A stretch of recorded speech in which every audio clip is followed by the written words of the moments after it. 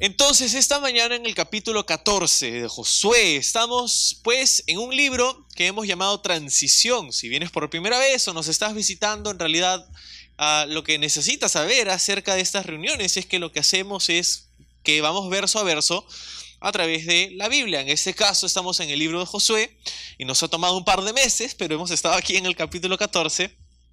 Hoy estamos en el capítulo 14. Y estamos contentos de que estés aquí. Entonces, el libro de Josué, hemos dicho en ocasiones pasadas que es no solamente un libro de historia, y de hecho la Biblia no es solamente un libro de historia, sino que tiene mucho que ver con nosotros hoy. Tiene mucho que ver con nuestra relación con el Señor, porque este libro nos cuenta la transición que Dios quiere que pasemos nosotros del desierto a la tierra prometida. Claro, el pueblo de Israel pasó de Egipto a la tierra prometida, pero pasó un periodo de 40 años en el desierto, periodo que, dicho sea de paso, Dios no necesariamente quería que estén ahí todo ese tiempo. Y nuestra experiencia a veces es así también con el Señor. Salimos de Egipto en un sentido en el que hemos puesto nuestra fe en Jesús y ahora hemos conocido a Dios, estamos conociendo su palabra, pero de repente entramos en un patrón desértico pues en la vida, en donde no hay verdadero gozo, no hay verdadera paz, no hay verdadero sentido ni propósito. Estamos viviendo un día para otro y la cosa es que creo que debemos darnos cuenta que Dios no nos ha llamado a esa vida. Él vino y nos dijo que la vida que Él nos quería dar era una vida abundante. Una vida abundante significa mucho más que una vida económicamente abundante. La riqueza económica es la menor de las riquezas, es la menos valiosa, pues. Y entonces la vida abundante es la vida que vemos narrada en el libro de Josué como la tierra prometida. Es una imagen de la vida que Dios quiere que tengamos hoy. Entonces, esa transición del desierto hacia la tierra prometida en este fantástico libro de Josué, en un hermoso libro de Josué, encontramos aquí las claves para vivir en esa tierra prometida, para nosotros, como su iglesia, como sus hijos, como alcanzar a vivir eso que Dios tiene para nosotros. Ahora, el día de hoy estamos en una sección en el libro de Josué donde ya hemos visto la entrada a la tierra prometida, hemos visto la conquista de la tierra prometida y ahora estamos viendo una tercera sección, es la repartición de la tierra prometida, las herencias, como van a ser llamadas a través del pasaje. Las herencias serían las reparticiones que les darían a cada una de las 12 tribus de Israel. Ahora encontramos aquí que ya hemos visto la repartición de 2 tribus y media, que es Rubén, Gad y la media tribu de Manasés, que se fueron al este del río Jordán.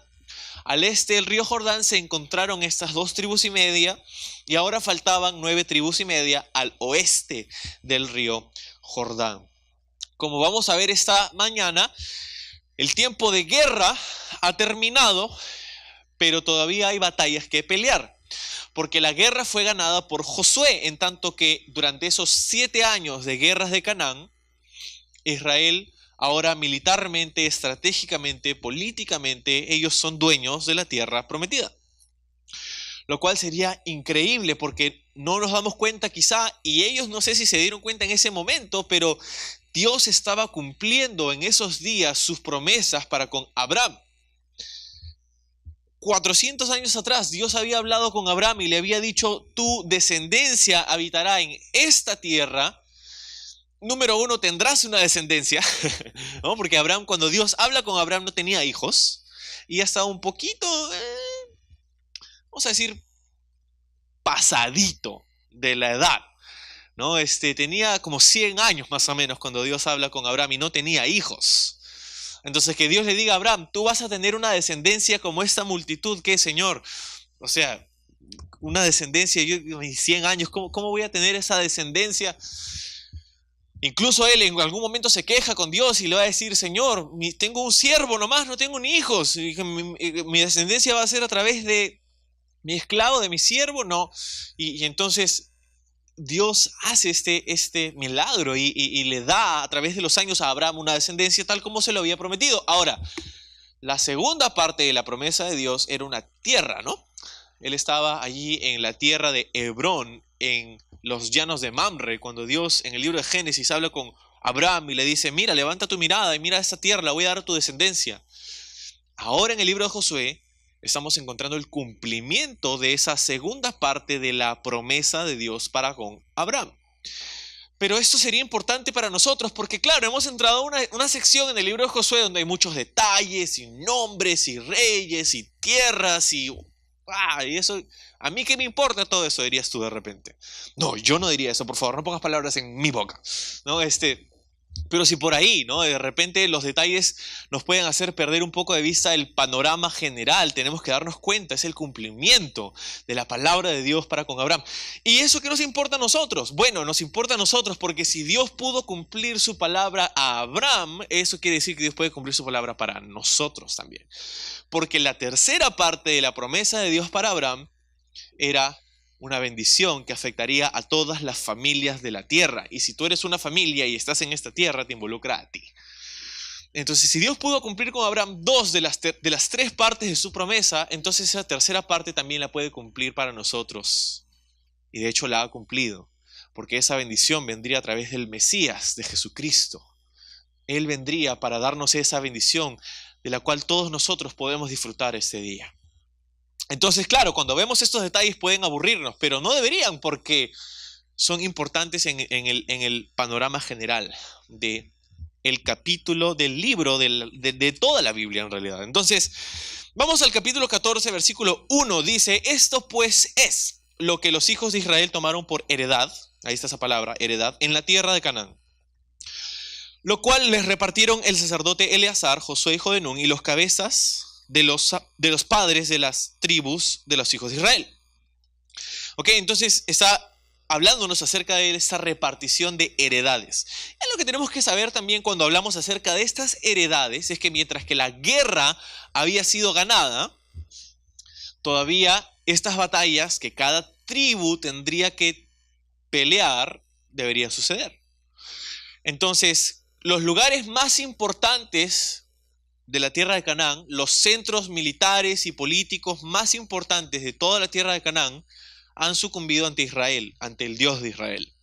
Pero ahora que repartirían las tierras, todavía quedaban pueblos dentro de la tierra de Canaán, donde cada una de las tribus tendría que ir y tomar lo que era suyo.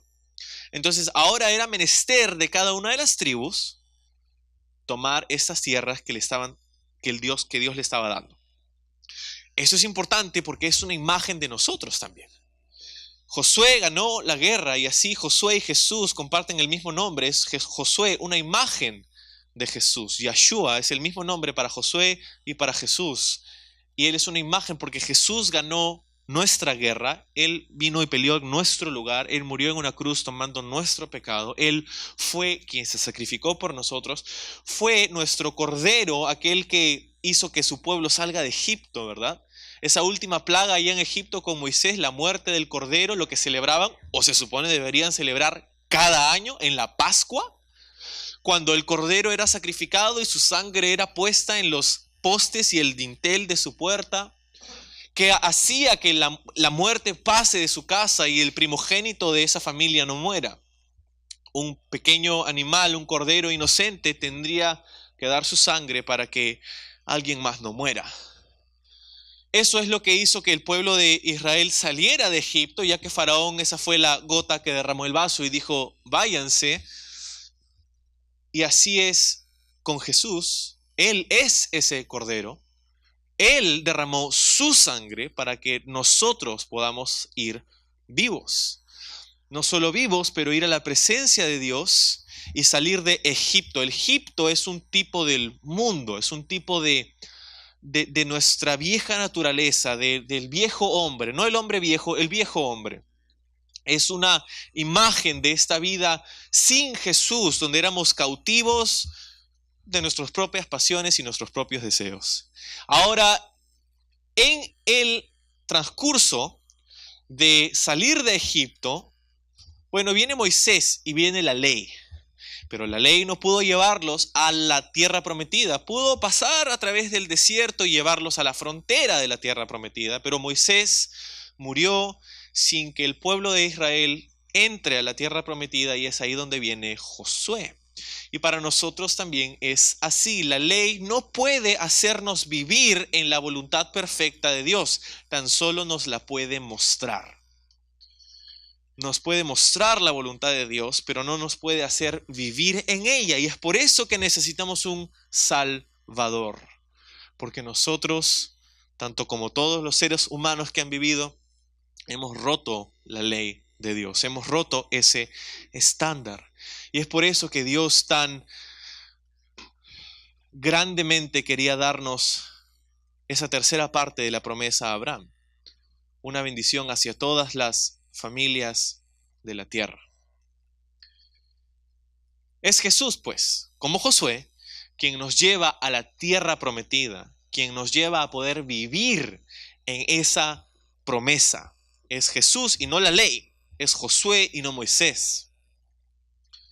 Ahora que están conquistando la tierra, sin embargo, ya tenían que repartirla y cada tribu tenía que librar sus propias batallas. Y similarmente es con nosotros, porque si bien es cierto, Jesús ha hecho todo lo necesario y Jesús ha ganado la guerra contra el pecado, la carne y el mundo, nosotros todavía estamos aquí y tenemos que pelear algunas batallas. Hemos sido victoriosos, Josué ya ganó la guerra, pero ahora las tribus tenían que echar a esos enemigos de sus tierras.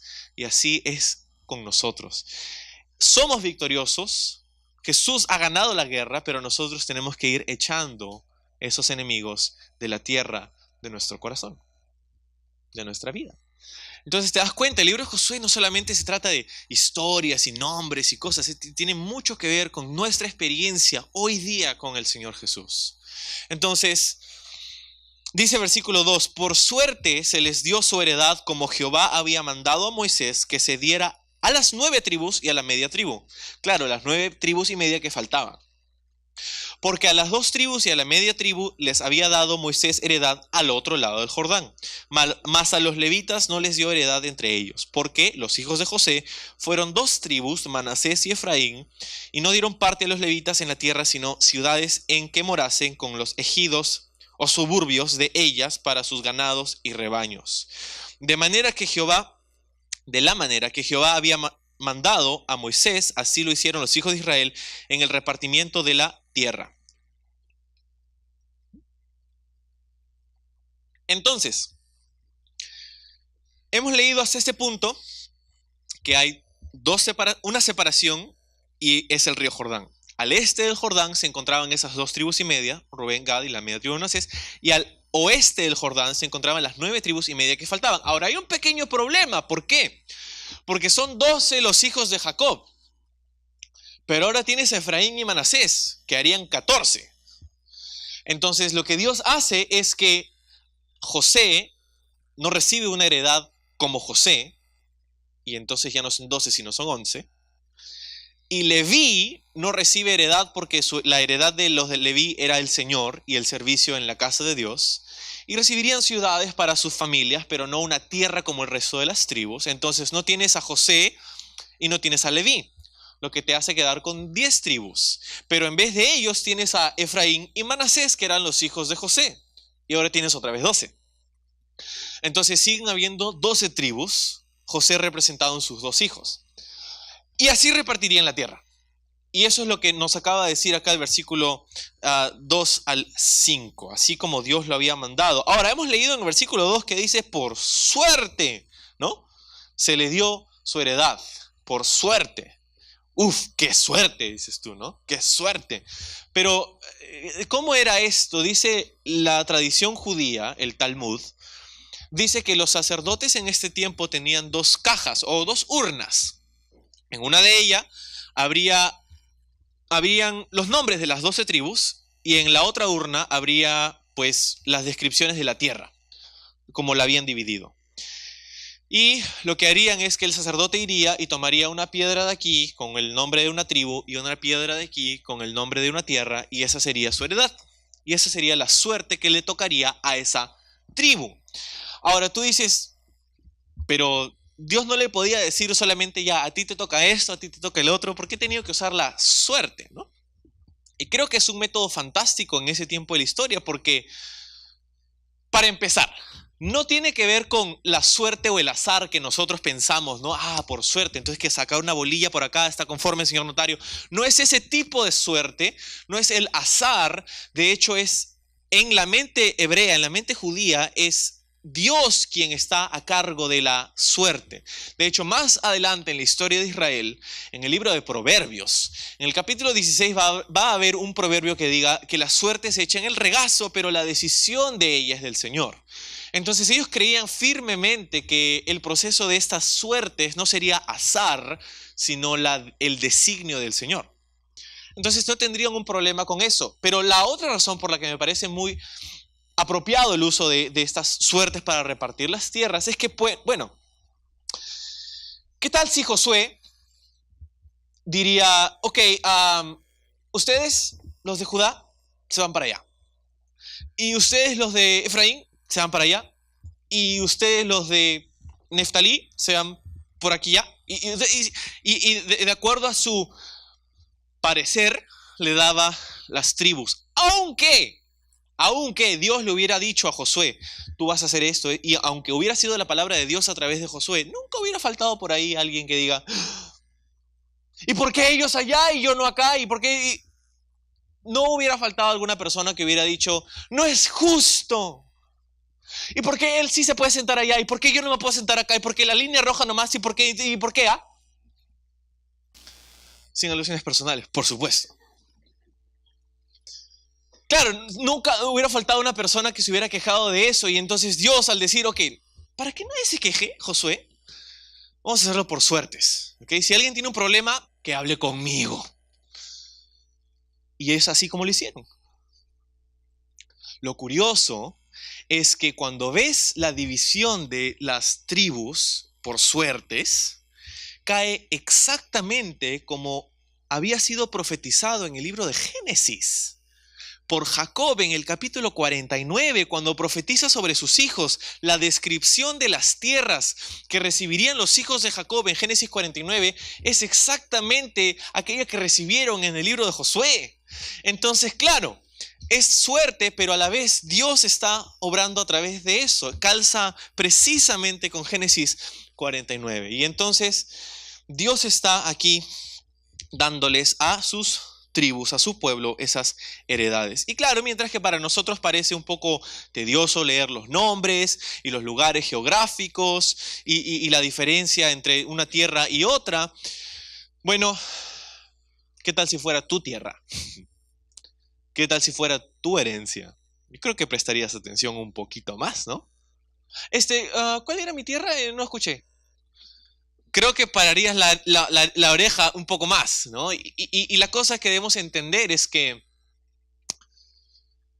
así como vemos que Dios tiene una tierra para cada tribu, Dios tiene un lugar para cada uno de nosotros. Y no estoy hablando de una casa, no estoy hablando de una tierra necesariamente, pero una parte dentro de su cuerpo.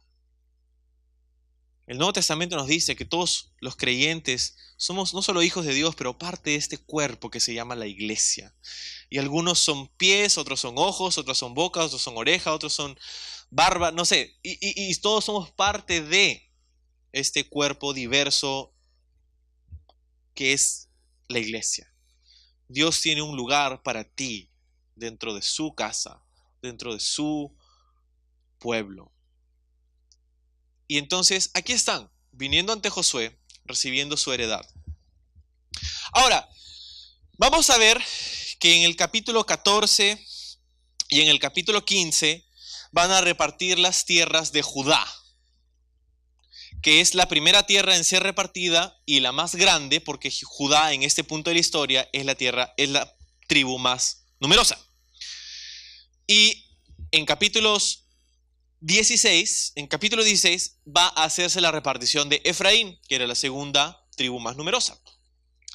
Los de Judá se irán al sur y los de Efraín se irán al norte. Eso es lo que vamos a ver en los próximos capítulos. Sin embargo, es importante notar una pequeña interrupción en la historia. Pues Estamos hablando acerca de la repartición de la tierra. Y no tienes que voltear ahí, pero en Números 26, si quieres apuntar la referencia, Números 26, 52 dice esto. Es Números, antes de Josué con Moisés. Dice, habló Jehová a Moisés diciendo, a esto se repartirá la tierra en heredad por la cuenta de los nombres. A los más darás mayor heredad, a los menos menor, y a cada uno se le dará su heredad conforme a sus contados. Pero la tierra será repartida por suerte, y por los nombres de las tribus de sus padres heredarán. Conforme a la suerte será repartida su heredad entre el grande y el pequeño. El único que puede decir esto es Dios, pues. ¿No? Es como decir, ok, Judá tiene muchos, así que hay que darles más. Pero la decisión va a ser de la suerte. ¿Cómo haces eso? ¿Cómo haces que la suerte caiga exactamente como Dios lo ha designado? No lo haces, Dios lo hace. Y ese es el proceso que habían de pasar. Ahora tú de repente preguntas, y entonces, ¿así es como debemos adivinar la voluntad de Dios? ¿No? Entonces, entonces Señor, ¿debo mudarme acá o acá? A ver, Señor, a ver, sopla, sopla. Señor, ¿debo casarme con ella o con ella? A ver. No. Creo que mientras que es ser un método válido en esos días, nosotros tenemos otra forma más segura de aprender cuál es la voluntad de Dios para nosotros. Libro de Hebreos capítulo 1 dice que antes Dios habló a los hombres a través de diversas maneras. Por profetas, por otras personas, por suertes. Pero ahora, dice el libro de Hebreos, ahora nos ha hablado a través de su Hijo. Ahora que nosotros estamos en esta parte de la historia y tenemos la Biblia completa y tenemos el Antiguo y el Nuevo Testamento, encontramos que es la palabra de Dios, la palabra escrita de Dios, la que nos muestra el corazón y la voluntad de Dios. En ella, Dios nos ha mostrado todo lo que necesitamos saber para esta vida y la siguiente. No nos habla de todo acerca de todo la Biblia, por si acaso. La Biblia no es un libro que habla de todo acerca de todo, pero es un libro que habla de todo lo que necesitamos para esta vida y la siguiente. Todo lo que necesitamos saber acerca de Dios, ahí está en la Biblia. Todo lo que necesitamos, Dios nos ha dado en su palabra. Entonces, ¿cómo conocemos, cómo aprendemos la voluntad de Dios para nuestra vida el día de hoy? Conociendo su palabra, conociendo la palabra de Dios. No, a ver, Señor, ya. ¿A dónde quieres que vaya de vacaciones esta vez? Señor, le das una vuelta al globo terráqueo y aquí. No, esa no es una forma segura. Señor, en tu palabra, entonces, ok, Señor. ¿Qué quieres hablarme hoy día? Esta página. ¿Qué dice acá? Josué, capítulo. No, algunos juegan a la ruleta rusa con la Biblia, ¿no? Y creo que si vamos a leer la palabra de Dios, necesitamos hacerla teniendo en cuenta su contexto. Es muy fácil sacar un versículo y decir, aquí está. Pero tenemos que tener en cuenta dónde entra ese versículo, en qué pasaje entra ese versículo, en qué capítulo entra ese pasaje, en qué libro entra ese capítulo, en qué parte de la Biblia entra. ¿Me entiendes? Entonces el contexto es muy importante para interpretar la Biblia, porque si no tomamos en cuenta el contexto, podremos hablar de cualquier cosa en realidad. Es como entrar en medio de una conversación y tratar de interpretar todo lo que ha sucedido en las últimas 2 horas de conversación, ¿no? Entonces necesitamos tener en cuenta el contexto y es por eso que estudiamos la Biblia verso a verso, para tener la oportunidad de interpretar la Biblia como la Biblia debe ser interpretada, ¿no? Una persona estaba haciendo esto con la Biblia, ¿no? Y abría, a ver, Señor, ¿qué quieres hablarme hoy? Y leyó el versículo, decía, y Judas fue y se suicidó. No puede ser. Y leyó el segundo versículo y decía, ve tú y haz lo mismo. No puedes hacer eso con la Biblia. Necesitas tener en cuenta el contexto de la Biblia para poder interpretarla. Entonces, tenemos hoy un método más seguro que la suerte. Más seguro, más cierto que la suerte, y es la palabra de Dios. Ahora, claro, no deberíamos simplemente leer la Biblia porque hay muchas personas que leen la Biblia y tú puedes de repente estar muy emocionado por estudiar la Biblia en el Instituto Bíblico Calvary Lima que empieza este sábado, pero si solamente tienes un acercamiento académico a la Biblia, la academia, el conocimiento académico no cambia tu corazón. Necesitamos meditar en la palabra de Dios, necesitamos interiorizar, digerir, aplicar la Biblia. Y ahí es donde está el reto. La Biblia no te va a dar sus poderes por osmosis, ¿no? A ver, hoy día voy a dormir sobre mi Biblia para que mañana sea más sabio, ¿no?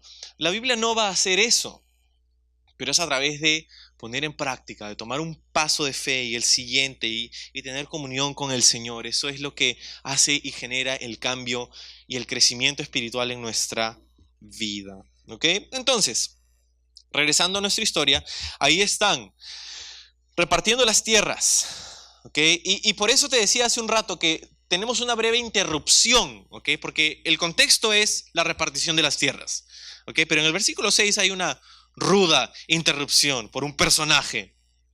Se llama Caleb.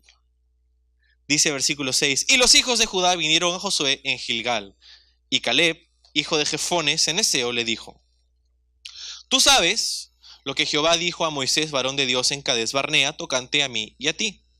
Yo era de edad de 40 años cuando Moisés, siervo de Jehová, me envió de Cades Barnea a reconocer la tierra. Y yo le traje noticias como lo sentía en mi corazón. Y mis hermanos, los que habían subido conmigo, hicieron desfallecer el corazón del pueblo, pero yo cumplí siguiendo a Jehová mi Dios. Entonces Moisés juró, diciendo, ciertamente la tierra que oyó tu pie será para ti y para tus hijos en herencia perpetua por cuanto cumpliste siguiendo a Jehová mi Dios. Ese es Moisés hablándole a Caleb. Ok, entonces en medio de la repartición de la tierra y las suertes, y ya estaban a punto de, no, ya, a ver, ¿para quién? Viene Caleb a Josué y le dice, espera un momentito, tranquilo, tranquilo. Antes de que hables de suertes y que la tierra para ellos y para mí, antes de todo eso, Dios me había dado una palabra a mí. Y no tenía nada que ver con tus suertes. A pesar de que Dios ha mandado que hagan eso con el resto de las tribus y con el resto de las familias. A mí, Dios me dio una palabra a la que me he aferrado por todo este tiempo. ¿Okay? Entonces, Caleb no quería nada que ver con esas suertes. ¿Por qué? Porque Dios le había dado su palabra. Él estaba seguro de lo que Dios le había dicho. ¿Y qué había pasado? ¿Y quién era Caleb en realidad? Caleb, pues, era uno de los 12 espías que Moisés envía a la tierra prometida antes de que crucen, antes de que empiece el libro de Josué. Entonces, Caleb era parte de esta delegación de 12, y había otro también, se llamaba Josué. Josué y Caleb eran los reales OG, los verdaderos, ahí eran los que habían estado ahí, eran los que habían empezado a reconocer la tierra.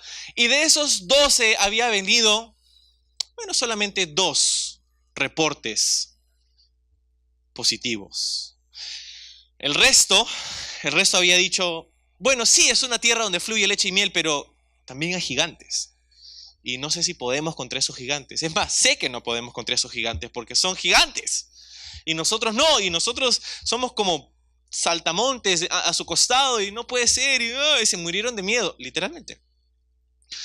Pero vino Josué y vino Caleb y le dijeron, no, sí es cierto que hay gigantes, pero ¿qué esperabas? Es la tierra que Dios quiere darnos y Dios está con nosotros y nosotros vamos a poder contra ellos.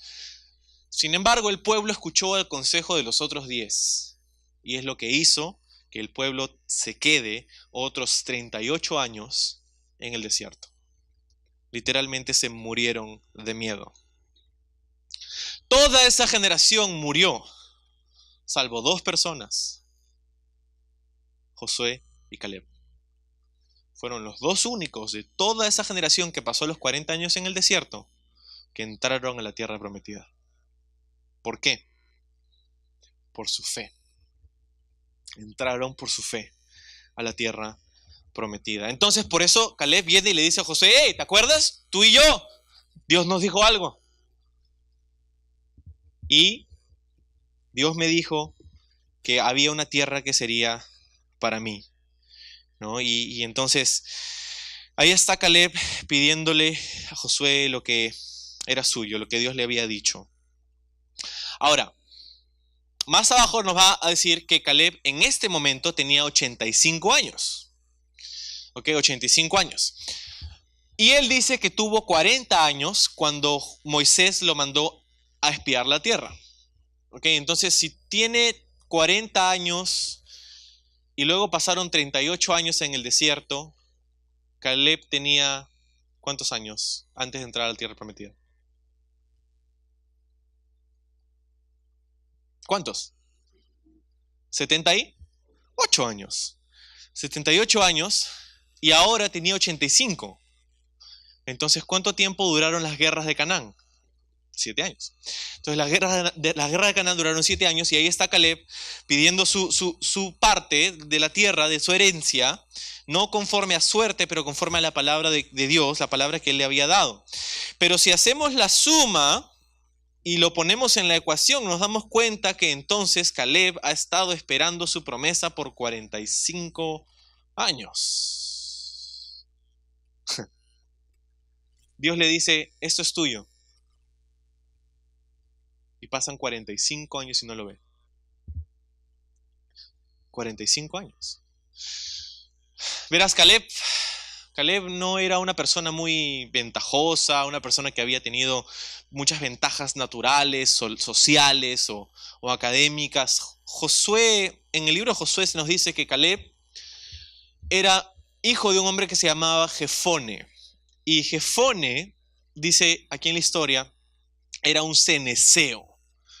Un cenezeo en el libro de Génesis capítulo 15, versículo 19, dice que los cenezeos eran parte de los de la tierra de Canaán. Entonces, ¿Caleb era un cananeo? Sí.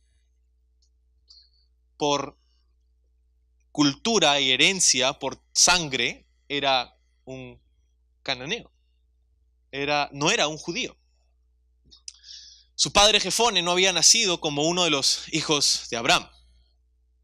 Era cenezeo.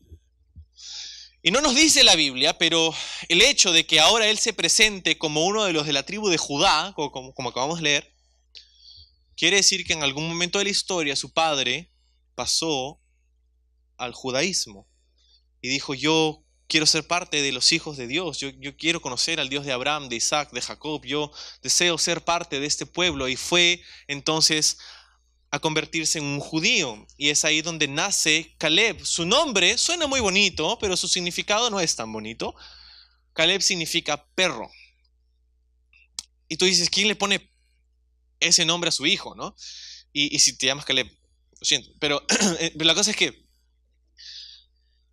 ¿de dónde viene este nombre? Es probable que cuando su padre Jefone se pasa al judaísmo y tiene a su hijo Caleb, las circunstancias en las que nace Caleb, si tenía 40 años cuando estaba en el desierto, quiere decir que la mayoría de su vida la pasó en Egipto como un esclavo. Lo que quiere decir que Jefone tuvo a bien, él consideró mejor ser un esclavo dentro del pueblo de Dios que ser un hombre libre lejos de él. ¿Y qué imagen para nosotros?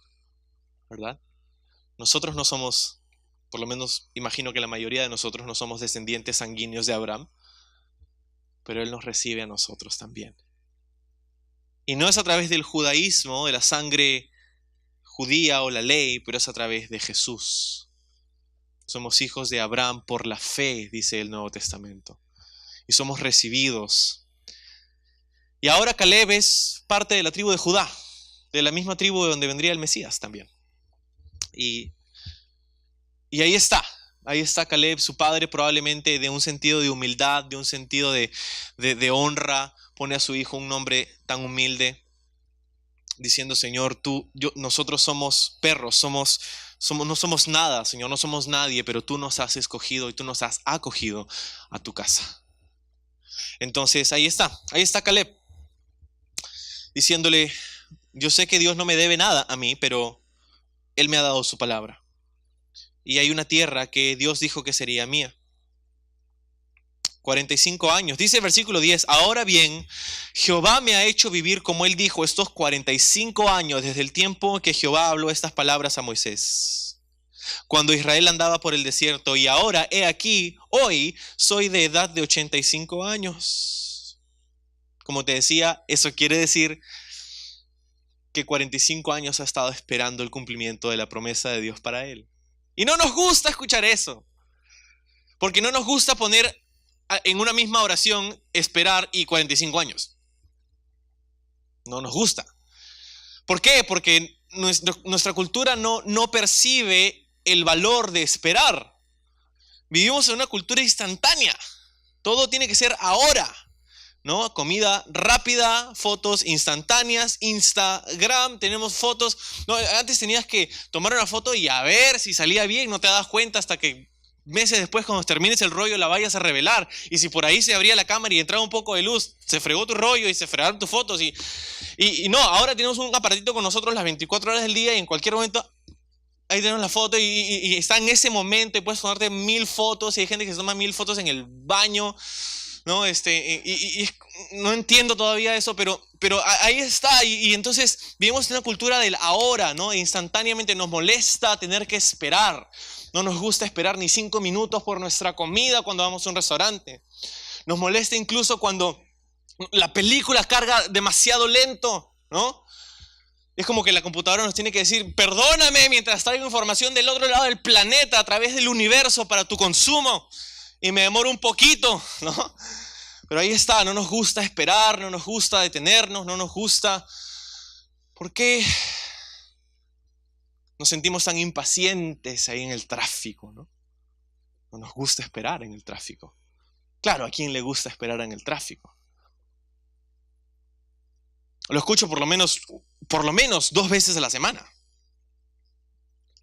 El tráfico está horrible, ¿no? Y típicamente es una excusa para la tardanza. Pero es cierto. Es por eso que no le damos preferencia al peatón, porque yo tengo un lugar a donde ir. Y no sé si tú, pero yo tengo el carro y tú no. ¿Te das cuenta de esa actitud? No nos gusta esperar, no nos gusta detenernos, no nos gusta. ¿Por qué? Porque hemos llegado a creer que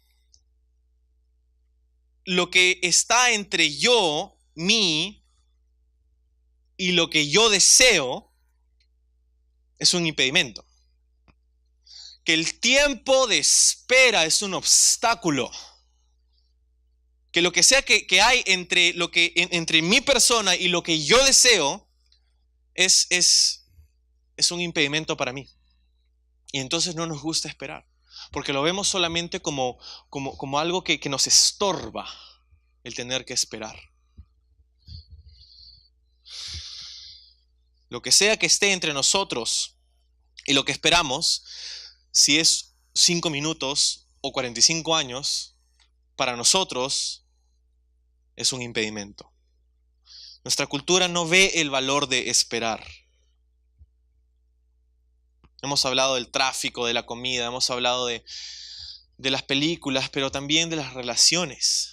No nos gusta esperar y vamos de una relación a otra y a otra y a otra y si no me gusta me paso a otra y no tengo que esperar al matrimonio para tener sexo. Por favor, ¿de qué estás hablando? No nos gusta esperar. Pero ¿qué si te dijera que lo que aprendes mientras esperas es más importante incluso que aquello que deseas? ¿Qué si te dijera que las lecciones que aprendes en el periodo de espera van a ser más importantes para tu vida que las mismas cosas que anhelas tener al final de ese periodo? Porque a veces pensamos que, bueno, es que somos orientados hacia la meta, ¿no? Y nos gusta ver la meta y los resultados y nos gusta ver eso, pero la cosa es que sí, Dios puede estar interesado en la meta, pero Dios también está interesado en el proceso. Y muchas veces lo que aprendemos en la espera, bueno, es lo que necesitamos, pues. Porque piénsalo, o sea, si no hubiera ningún valor en esperar, Entonces, ¿por qué Dios no nos da todo lo que nos va a dar durante nuestro periodo de vida hoy? ¿No? O sea, si para Dios no hubiera ningún valor en tener que esperar, toda la fortuna, toda la influencia, toda la autoridad, todas las riquezas, toda la familia, todo lo que voy a tener en mis 80, 100 años de vida, si somos optimistas, ¿por qué no lo puedo tener ahora? Pero nosotros sabemos que no es así, ¿verdad? No recibimos todo lo que deseamos inmediatamente. Y si no hubiera ningún valor en esperar, Dios nos los daría inmediatamente. Alguien dijo una vez que si Dios quisiera destruir a un hombre, le daría todo lo que desea. Y es que muchas veces no sabemos ni lo que queremos. Ahora, Dios, no me malinterpretes, Dios quiere darte los deseos de tu corazón. Hay un versículo expresamente donde dice esto. Salmos 37, versículo 4. ¿Dónde? Salmos 37, versículo 4. Y sí, dice Dios quiere darte los deseos de tu corazón, pero en ese mismo versículo dice también que Dios quiere que nos deleitemos en Él. Dice, deleítate a sí mismo en Jehová y Él te dará los deseos de tu corazón. Entonces, Dios quiere darte los deseos de tu corazón, pero muchas veces Dios tiene que prepararnos para recibir esos deseos. Esperar no solamente es lo que se interpone entre mí y lo que quiero, sino que justamente es lo que me prepara para recibirlo. Entonces, si aprendemos esto, en lugar de sentirnos ansiosos o frustrados o deprimidos o molestos o presionados por la sociedad porque no tenemos lo que se espera que debemos tener o lo que queremos tener, en vez de sentir todas esas cosas, podríamos disfrutar de la temporada en la que Dios nos ha puesto, sabiendo que Dios nos está preparando para recibir las bendiciones que Él tiene para nosotros. Podrías aprender a disfrutar de la espera cuando entiendes que la espera no es un obstáculo, sino una oportunidad para aprender las lecciones que sostendrán las bendiciones que Dios quiere darnos. Claro, puedes elegir no esperar, porque esta no es una decisión que nadie va a tomar por ti. Tú puedes elegir no esperar. No, yo lo quiero ahora y no me importa lo que tú digas y no me importa lo que Dios diga, yo lo quiero ahora. ¿Y sabes? Puedes disfrutar incluso de las bendiciones de no esperar también. Si tú decides no esperar por algo, vas y lo consigues y lo vas a tener. Quizá. Pero lo que va a pasar en última instancia es que puedes disfrutar de una bendición sin la bendición de Dios. Y sin la bendición de Dios, tú dices, y total tengo la bendición, ¿no? Claro, pero sin la bendición de Dios tienes que darte cuenta, todo lo que no está conectado a la fuente de vida eventualmente muere. Es como una flor, ¿no? Una flor la cortas y la llevas y se ve preciosa en tu casa. Pero no dura más de 2 semanas. Y muere, inevitablemente muere. No, pero yo la riego, yo le pongo agua y la cambio todos los días. Solamente estás retrasando lo inevitable. Puedes disfrutar de una bendición sin la bendición de Dios, pero en última instancia esa bendición va a terminar muriendo si no está conectada a la fuente de vida que es el Señor. Y de repente esta mañana estás sufriendo las consecuencias de no haber esperado. Y mi palabra no es una de desánimo o de condenación, es simplemente cuántas personas hay que dirían hoy, cuánto me hubiera gustado poder esperar. Cuánto sería diferente en mi vida si hubiera decidido esperar en el tiempo del Señor. Y si estás en un lugar donde aún estás esperando, aprende de aquellos que te dirían eso. Espera. Aprende de Caleb. A él le tomó 45 años. Entonces, ¿qué debemos hacer mientras esperamos? Bueno, lo mismo que hacía Caleb. 6 veces en la Biblia se nos dice acerca de Caleb, no solamente en el libro de Josué. 6 veces se nos dice acerca de Caleb que él seguía cumplidamente a Jehová. ¿Qué hacía Caleb? Él simplemente era fiel a la temporada, a la estación donde Dios lo tenía. Señor, tú me has dado esta palabra, esta tierra va a ser mía y yo lo creo, aunque aún no lo puedo ver. Aún no lo puedo ver, pero mientras tanto voy a serte fiel. Mientras tanto voy a adorarte, mientras tanto voy a servirte, mientras tanto voy a seguir caminando contigo. Así pasaron 45 años y ahora dice en el versículo 11, estoy tan fuerte como el día en el que Moisés me envió. ¿Cuál era mi fuerza entonces? Tal es ahora mi fuerza para la guerra, para salir y para entrar. Caleb dice, tengo 85 años y pueden haber 85 velitas sobre mi torta de cumpleaños, pero aún las soplo como si fueran 40. Ahora, puede que esta sea su perspectiva. Puede que la gente alrededor de Caleb decía, ay a él. Pero creo que era verdad, creo que él, mientras esperaba la promesa de Dios. Y cuando esperamos y decidimos esperar, nos desesperamos porque nos desespera tener que esperar. Pero si nos damos cuenta que en el proceso Dios quiere enseñarnos lecciones y cosas que vamos a necesitar en la próxima temporada, entonces podemos aprender a tomar un minuto y aprender aquellas cosas que Dios tiene para nosotros y serle fiel donde estamos ahora, confiando en que su palabra va a ser realidad en su tiempo y será para mi bien.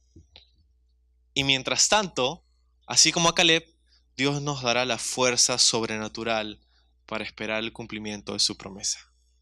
¿Cuántos creen eso? Versículo 12, entonces dame pues ahora este monte, le dice Caleb, del cual habló Jehová aquel día, pues tú oíste aquel día que los anaseos están allí y hay ciudades grandes y fortificadas y quizá Jehová estará conmigo y los echaré como Jehová ha dicho. Entonces Josué le bendijo y dio a Caleb, hijo de Jefone, a Hebrón por heredad. Entonces Caleb le dice, ok, tú sabes lo que pasó y Dios me dijo esto, ahora creo que es el tiempo. 45 años después, sí, tengo 85 años y sí hay gigantes en esta tierra, pero se las van a ver con este viejo. ¿Por qué? Porque Dios está conmigo y si Dios me da la fuerza, entonces los vamos a echar. Mira esa fe de Caleb. Los anaseos eran los gigantes, eran los hijos de Anac. Eran los poderosos, aquellos que, irónicamente, 45 años atrás habían hecho que la nación se quedara en el desierto. Entonces él dice, no, Dios está con nosotros y así tengo 85, el Señor me da la fuerza. Y Josué dice, ok, está bien. Y lo manda y le da su bendición y le da esta tierra. No por suerte, por la palabra del Señor. Hebrón. Curiosamente, Hebrón es un lugar donde se encontraba, al inicio te hablé de un lugar donde estaba Abraham, ¿te acuerdas? Se llamaban los planos o los llanos de Mamre. Y ahí en el libro de Génesis es donde Abraham y su esposa Sara fueron enterrados, es donde Isaac y Lea fueron enterrados, es donde Abraham hizo un altar al Señor, es donde Dios habló con Abraham y le dijo, mira, esta es la tierra para tu descendencia. Ese lugar es importantísimo. Hebrón significa literalmente compañerismo o comunión. Y Caleb dice, esa es la tierra que yo quiero. Esa es la tierra que Dios me dio. Ahí está el compañerismo. Y déjame decirte algo. Si hay un lugar donde habita el enemigo, donde está el enemigo para atacar, para desanimar, para distraer, es el lugar del compañerismo, de nuestra comunión con Dios. Es por eso que cada vez que decides leer la Biblia, cada vez que decides acercarte a Dios, cada vez que decides tomártelo en serio esta vez, cada vez que decides venir y pasar un tiempo en oración con el Señor, algo pasa en tu agenda, en tu trabajo, en tu familia, en tu entorno, en tu ciudad, en tu mundo que te distrae, te ataca, te desanima de ese compañerismo. Hay gigantes, pues, claro.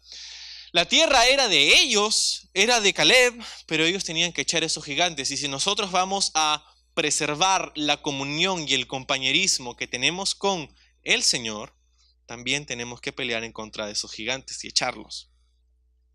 El gigante de las distracciones, el gigante de los desánimos, el gigante de las excusas, el gigante de todas aquellas cosas que ponemos delante del Señor.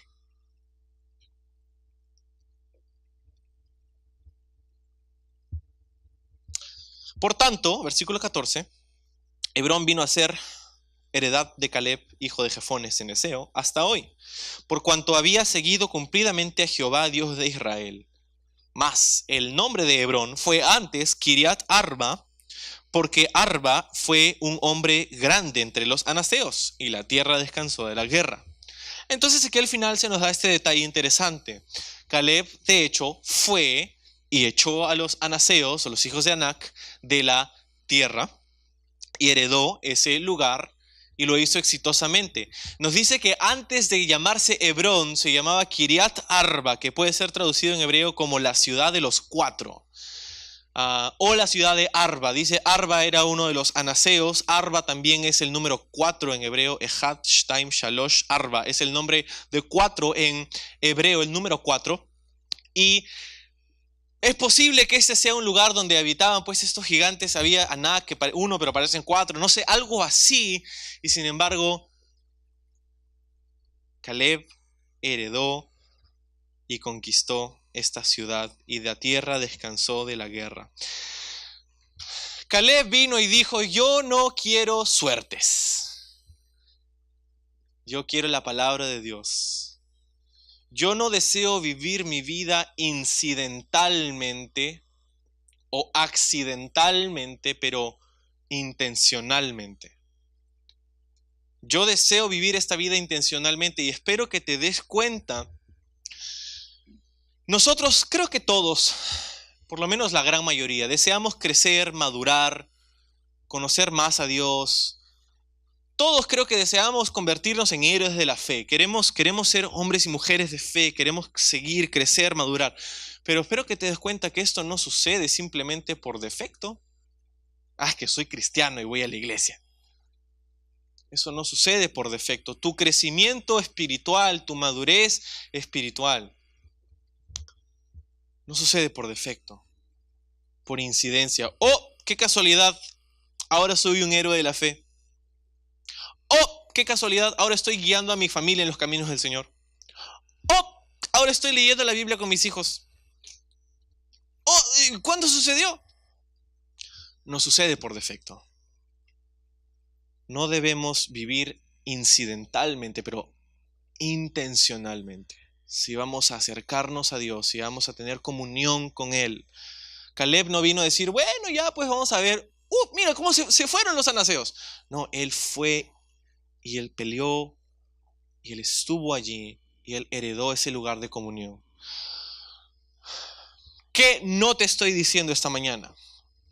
No te estoy diciendo que tú tienes que ganarte tu lugar en la presencia de Dios. No, Josué ya había asegurado eso para Caleb. Así como Jesús ha asegurado eso para nosotros. Pero si vamos a preservar esa comunión, bueno, tenemos que ser intencionales. Y quizá has estado siendo intencional, pero quizá no. Has estado dejando que pase la vida y los días. Y mientras pasa el tiempo te vas dando cuenta: no estoy creciendo, no estoy madurando, no estoy aprendiendo, estoy estancándome espiritualmente. Y Dios no quiere eso para ti. Si vas a conquistar Hebrón, necesitas ser intencional. Así que vamos a hacer eso este momento.